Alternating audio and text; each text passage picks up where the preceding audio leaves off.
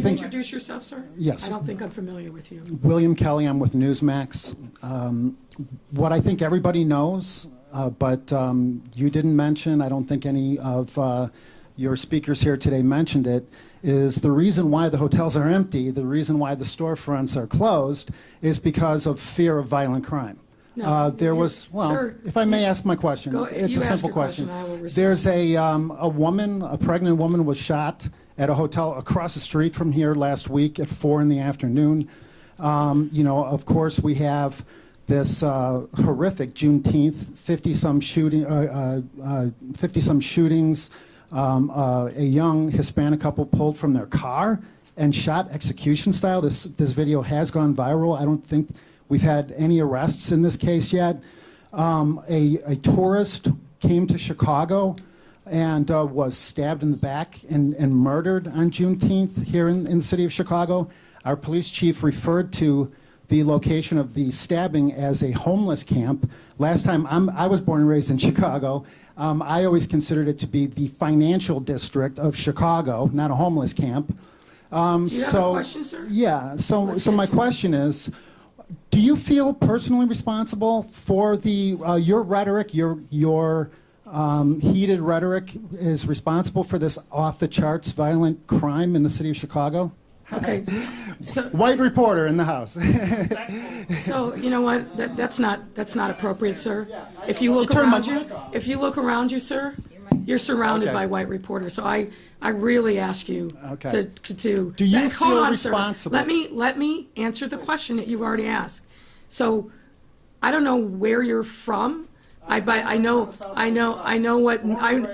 what magazine you're from, and I know what your conservative viewpoints are. But on almost every question that you ask, you had the facts wrong. So here's what I will say in answer to about the 15 questions that you just asked. No one thinks that a single act of violence is ever acceptable, least of all me. The hotels are where they are here in Chicago, as they are across the country because of economic shutdown. Over the course of this pandemic, we've had 32 plus relocations of corporate businesses to the city of Chicago, businesses that could have relocated anywhere but chose Chicago. Why? Because we have a great economy, we have a diversity of our economy, we have a great workforce, and they're happy to be here because of the values that they find in the city of Chicago. So the premise of your question, which is it's chaos everywhere, and the fact of the matter is, sir, which you also didn't point out, but I will, so we get this straight, is that we're actually seeing a decline in homicides and shootings. Yes, sir. Sir, we are done. Sir. Okay. Here's my question. Here's my follow-up We're question. done. No. Let him ask his follow-up question so he doesn't claim that somehow we're being biased and slighting the guy from Newsmax. Please, sir, it's 6:30 going on 7. Ask your follow-up question. Well, my follow-up question is simply this. Many residents in Chicago feel that you've lost control of the city. Now it appears as though you've lost control of the Chicago City Council. Do you owe an apology to the victims of violent crime, the thousands of unsolved shootings and murders and stabbings and random stabbings in the downtown and the south side and the north side and the west side? Do you owe these people any apology? So once again, sir, I ask you to get your facts right. Crime is not out of control in our city. In fact, crime is on the decline. All of our major indices showed a decline in crime, and our homicides and our shootings year over year are down. That's a fact, sir.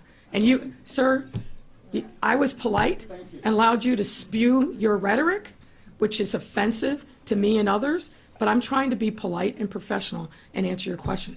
But if you want to write your own narrative and irrelevant to what I'm going to say and what the facts are, then we'll just move on to the next reporter. Heather Sharon. It shouldn't be offensive because his so-called rhetoric is spot on. She's lying to you folks. So far this year, there are more than 300 murders in Chicago, surpassing the 296 murders in the city at the same time last year. I did what I think every single Chicagoan needed to do. I asked her, well, what's with the shootings and the murders? She lied. She said crime is down. So, William,